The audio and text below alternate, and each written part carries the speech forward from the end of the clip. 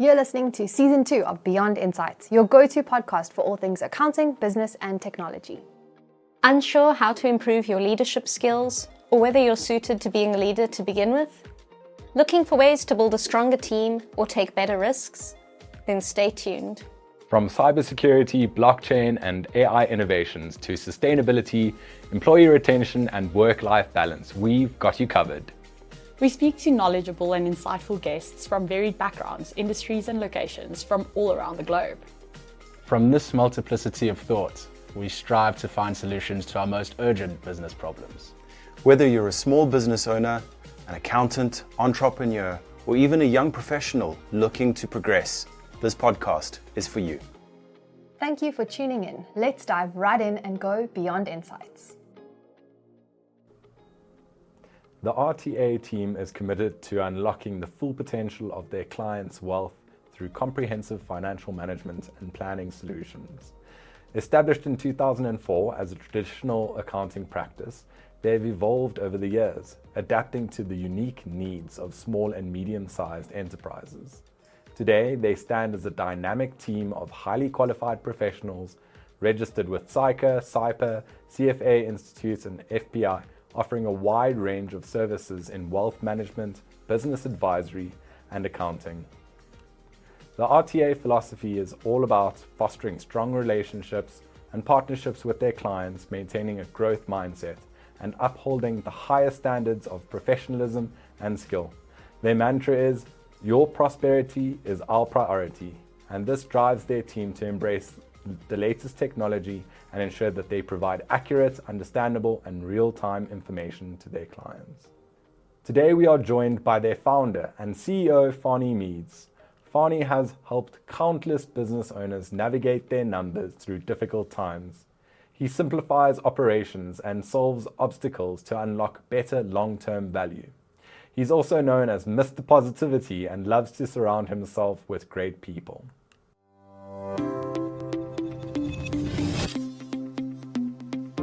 Welcome, Fanie, and thanks so much for joining us today. It's great to have you with us. Thanks, Jamie. I appreciate the opportunity.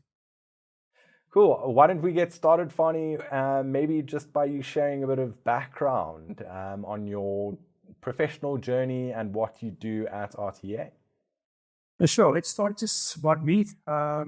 Yes, I'm married for 24 years nearly. Sure.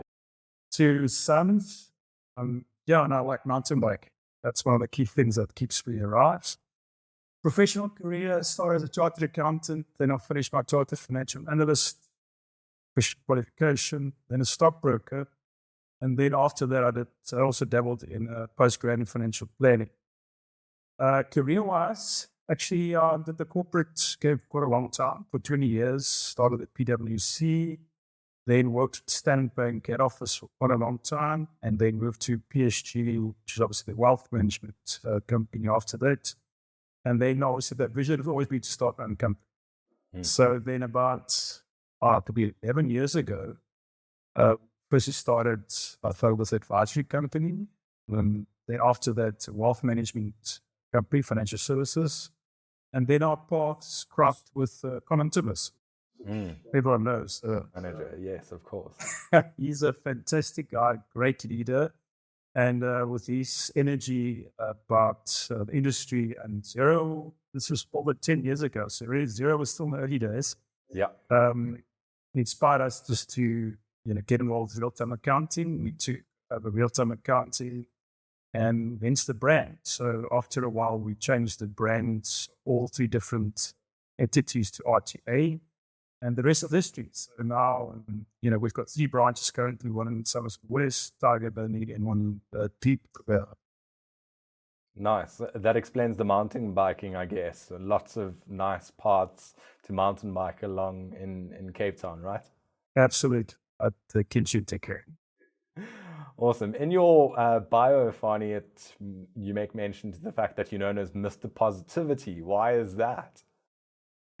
Yeah, it's with the guys in the walking team decided. But yes, I'm a positive. So, positivity is a decision. Life is quite complex and difficult as it is. So I strongly aspire to making a positive mindset, making a decision to be positive. You've got to influence so many people around you. So having that positive mind every single morning is a decision, and it tends to work. There's always bad situations that come your way, and so not blindly positive. I think it's important not to mix, the dream world with reality. But if you're positive, you have perseverance. It tends to be the way we always do things, and it's part of our values in the business. Also, positivity is one of the values in our team. Sure. I guess it's not always easy though, right? Especially if you're having a bad day. How do you have any tips to share on how you maintain that positive attitude? That's probably just seeing things in context. At the moment, every issue, we're accountants. We deal with client issues. We deal with life issues every single day. Just put it in context and then deal it as it comes your way. And I think there's always, if you're limited at, and you can't live in the past or worry about the future. It's about really just looking at what's been dealt your way, find the best, and get through it. I think it's more about a mindset than actually living in a dream world. Absolutely. That's fantastic. I was wondering whether you could share a moment with us on where you kind of had that watershed moment and you provided a holistic offering to one of your clients and how that managed to strengthen the relationship with your clients and led to a sort of breakthrough. Yeah, so obviously in our business, we do wealth management, advisory services, and accounting. Accounting is still the core of our business. So, we're all accountants. So us as accountants get so bogged down with the detail, the numbers, it's profit tax month now. So get this jumps out. It's like a machine. There's 1,000 clients, and it's a machine. Yeah. And we tend to forget about the client. Who is he? What makes him tick? Why did you ask you a difficult question? What stress does he have in his life? If he doesn't have a good day, it's not about just for the sake of not having a good day. Maybe he's got cash flow issues. He can't pay VAT. He's stressed about paying his employees. So then I started reading some books about philosophy and psychology and really how does the human mind work. And then I'm a financial advisor as well, so you understand the psyche of the client. And I started asking those questions about, how did it go? What do you do? Tell me about your business. And then, the relationship story, understood that, well, trust is everything in us that really makes people come back to you. And then started slowly but surely also, but it's not a short-term game. Did that overnight. I've been around the block for a few decades and some clients has been around for more than 20 years. So it's a slow process, but in essence, just starting to provide the client with a bigger offering. The relationship is key. Without relationship, nothing happens. Of course. It's trust, and it's just like asking about his kids' world, what does it do, etc. And then slowly but surely, our moment came, and it was based on the wealth philosophy. So the asset that you have, multiple things, what's the return on that? A lot of times we look at these businesses, but why do you have this business? What's it worth? And the return on investment is really a key thing, and we started doing that philosophy throughout the business. So I guess what you're saying is it's important that your relationship with your client begins with the human element behind it. I mean, we're all people, right? And we want to connect on a humanistic level with one another. So you would kind of develop that rapport with your client first before you get into the nitty-gritty of things, right? Absolutely. I mean, they don't call me son of a Fanie for nothing. So that's something that I had to personally, because I wasn't to the solution. So it's about slowing down, building trust, standing, asking those questions. So it's exactly what you just said. It's about building the relationship first before you start trying to solve everything. Then you got to pick up the phone and have the difficult conversation or article the things, etc. So it's all about relationships. Of course. So, Fanie, obviously you've got a lot of experience and a wealth of experience in the industry. What is something that you've noticed over the course of your professional career that people often get wrong when they're trying to provide one of their clients with a solution? It's probably a typical thing we always get wrong. You want to put a client in a box, we're full of all the brief, all the books of process efficiency, value-based pricing, having the streamlined processes. And then, it's very easy. We decide what client we want without really asking them first. So in essence, it's more about what does he want from you as a accounting firm? So what is that key thing? Why did he come to you? And then secondly, what is his aspirations, dreams you need to match and understand? So it's really just sitting back and understanding who's your client as a person, as a business, and what does he want actually? Yeah. Of course, different clients have different needs, right? How do you tailor your approach to different clients?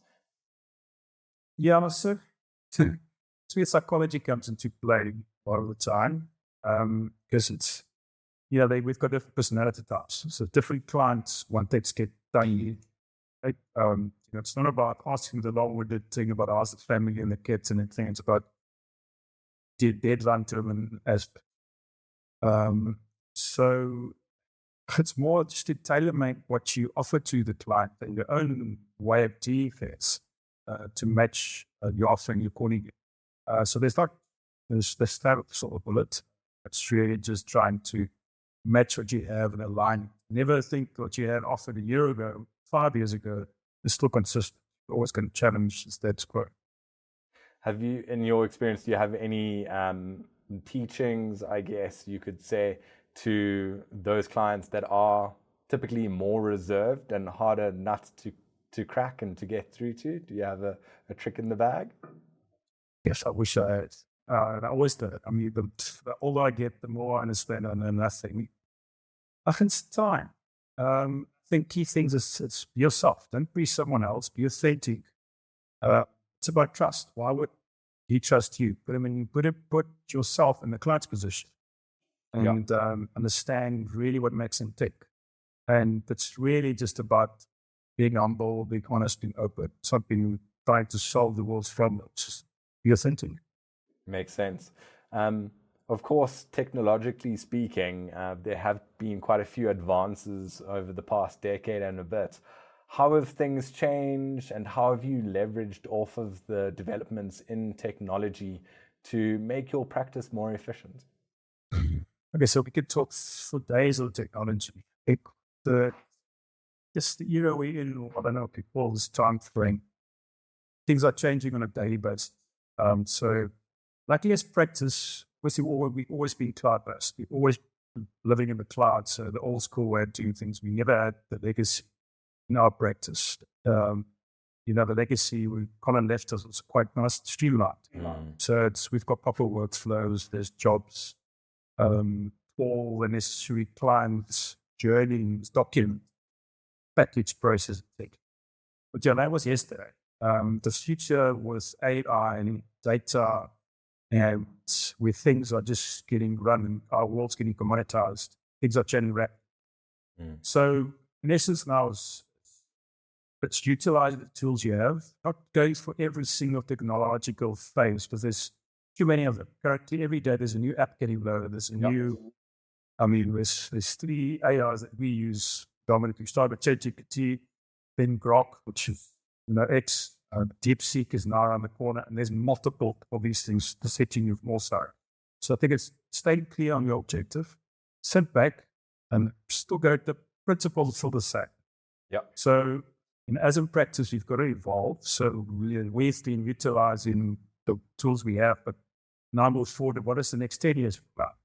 And that's probably moving away from old school technology, app-driven worlds. Clients won't communicate by virtue of emails. So 2-3 years from now, will be app communication, push notifications, sales is not getting improved. So it's actually planning for that and waiting for technology to get ahead and align to it. So our client base currently, obviously, we're using SIFT and S0, which is the core of our business. I mean, the insights, the data richness of those 2 tools are phenomenal. So just that we provided that to your client, we're ticking the box. But I think the next generation is about that holistic dashboard about your client or lifestyle. and how he can have access to that dashboard and you interacting. So that's where our journey is. We're not in closely there, but I think the vision's got to be to integrate the all app in your business. Yeah, absolutely. Back to client relationships. We spoke a bit about building relationships and maintaining relationships. You can't always get it right, though, I suppose, even with all of these fantastic technological advances. Sometimes the pawpaw hits the fan and you've got an angry client. How do you approach an unhappy client? Yeah, see, over life, I've learned a lot. So the key thing is just be honest, pick up the phone, own up, find a solution, and deal it as quick as possible. It's being honest, trustworthy, authentic. It's not about hiding anything. And yes, mistakes do happen. It's impossible for us as human beings not to make mistakes or a client to misunderstand you. So, I think it's easiest just to deal it as quick as possible. And then make sure, you obviously don't fret. Yeah. And why would you say maintaining and building on these relationships is so important for an accounting practice? I know we've spoken about it quite a bit personally, but how would you say it sets RTA apart from other accounting firms? No, so there's obviously a lot of technology we spoke about. Technology improving our lives quite significantly. But when that difficult situation comes around, it's about relationships. It's about the trust you have in the client with you as a practice, with your people. So everything is about relationships. In the world we're moving towards, yes, 10 years from now, we'll have a different discussion with probably avatars talking to each other, etc. But it's still about reaching out, us human beings, to be a personal touch. Be a business owner, can be how robust. It's still about personal touch. It's about me as an individual, me as a business owner. And those are the key things that technology provides us now, the ability to have more time. And I think that's the key thing we need to get from technology, is providing more time to connect with people. Amazing. And, personally, we spoke about your strategies. Obviously, you've got quite a big team as well. What are some of the tips, training, or strategies that you try and impart upon your team so that they can try and get it right for themselves and their specific clients too? Yeah, unfortunately, it's impossible to have the golden answer every single answer. But we do role playing, which is important. So obviously, you need to put yourself in the position of a client. So that's important to understand. And then obviously, we try and understand what segment the client is, have segmented our propositions into more specialist in nature. So clients sitting in software or technology is different from a manufacturing part. And they think differently, their world's different. So at least segmenting your practice, but it's basic stuff. You can have all these tools and check boxes, but it's about understanding what the needs of the client is putting in his position or a position out. And I mean, of course, the landscape is changing quite regularly within each of those different sectors and industries. How do you communicate and stay up to date with these developments with your clients and adapt your offering to the ever-changing needs of your clients? So this is probably something we need to spend a lot of time more lately, especially with technology. So the old school used to be check-ins, quarterly check-ins with our clients. Obviously, regular communication. So we communicate with our clients on a weekly basis, most of them. But it's on the job. So we used to have a quarterly annual kind of check-in. Where are we at? We improve annual review kind of cycle. And now we started using more the MailChimp document process of communicating with our clients with surveys. The Zoho forms is also quite a nice tool. We could pre-populate it in documentation. So we try to figure out how to use technology to reach out to clients when we've solved and to know, but it's more about just making sure you understand those touch points on what's important. When someone's birthday, the business is 10 years old, it's achievement, they've reached a new target. Touch on those points rather than just correct. And not over-communicate. So we've learned a lot of lessons over-communication as well.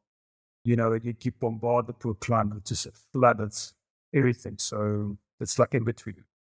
They can't say they never got it then, right? And yeah, so I'm always make sure that always.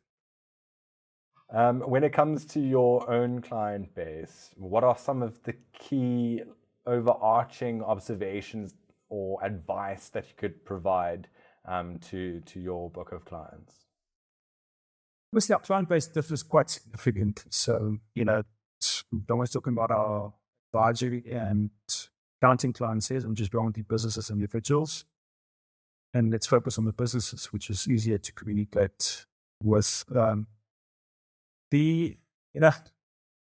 Firstly, I tell the client quite brutally, are you serious about your business? Okay, so a lot of clients started businesses as a hobby. It's easy to open a business, you can start on the side and then going to get them. But then, okay, firstly, are you serious about the business? Be serious. Serious about the business. Are you serious about getting your accounting and tax up to date? Tax is a privilege, not a trade should be paid tax. You always come and try and figure out to pay less tax. And so it's about really just understanding that it's what you're planning the business and how do you measure it. That's where, SIFT and the tools that covers in quite nicely. Metrics, there's benchmarking, there's a valuation tool it's quite handy. So utilize those things within the environment to communicate with our clients. And then we assist them, provide them with the journey. Yes, most of the time it's a long process. But it's really getting the nitty-gritty out there. And they need to take themselves serious. And we quite a lot on those aspects sometimes. Absolutely. I suppose tax is one of those inevitabilities, right? Everyone has to pay it, so there's just no getting around it. Yeah, but tell our clients that. Yes. In terms of obviously RTA full service offering to all of your clients, what would you say your clients value most as an offering that your practice provides them with? That's it. We as accountants offering multiple things. The spectrum becomes broader and broader as time goes on. So it's probably one service of within time, be that tax advisory or structuring or business advisory services or wealth. All of them have a time. It's more about packaging it together into a holistic offering, and we spoke about it. So I don't think there's one offering that differentiates us. It's more about the approach we follow with the journey with the clients and packaging it together there. And the life, so certain aspects of life, the business life, or the owner's life, certain service offering makes more sense. Sure. Back to your specific clients, what do you see some common mistakes are, a trend amongst all of your clients with regard to how they manage their relationships with their suppliers or customers? Clients don't listen to this, so they never make mistakes. They're perfect. But no, we do see the same mistakes we make. So us as business owners, we run a practice. Our clients are business owners. It's from that valuing the relationship enough. So your clients are firstly, as the region for us being every year. So it's more about emphasizing with our clients. You remember who's your clients. They are important to pay their bills. Don't see them as a commodity. Don't forget about them. They're the core of your business. And the supplier side, very similar. Suppliers, your part. It's not someone you can fire the next day. You need those suppliers in difficult times. Like COVID is a good example. A word I don't like to repeat. But your suppliers, you had to ask for payment terms. You had to ask for to bridging you throughout the period. And these are the guys in difficult times you need to ask for assistance. So it's seeing your partnership model. And I think sometimes we do see and learn from it. These are your partners. Don't just go for the next cheapest guy in the block. It's about having someone to support your business. So yeah, it's I think relationships and understanding and appreciating, your overall value chain support. I suppose you get what you pay for. So if you are going to, price hunt around, then don't be surprised. Exactly. Just looking at the way forward, how do you see accountants supporting SMEs beyond traditional financial services? So yes, I think Geo was quite good with this probably a decade ago. They started calling accountants trusted advisors. And I think that just needs to drop. So accounting is becoming a commodity. Bookkeeping is getting technology driven. So AI can take away a lot of the work for you. And it's more now about what value is the client want. Got all the data, all the information, sitting with it, with everything. Let you know where he shops, what he buys, his bigger suppliers. So it's now about utilizing information and providing a mirror for the client. I mean, because like we all do in the business, you don't understand what's happening, but if you look above the business, all these insights. So it's about putting yourself top of the business and providing those insights to the clients, and just having a methodology to communicate that. It's also fun, but because clients always, Maurice clients are obviously huge businesses. Don't try and think they're clever, but what they do. Yeah. Subtly just providing them with inputs without being arrogant or whatever. You know more than they do, but it's about providing with those insights and then putting your advisory and wealth at the core of the business. So you don't have to be a wealth manager to understand wealth. It's about what adds value to the business. How to increase the value of the business virtue of wealth management. So it's more the wealth principle and the advisory hats you have to put on. You have to go and add the qualifications to a pedigree or embed the offerings. It's more about the mindset. I guess that makes sense.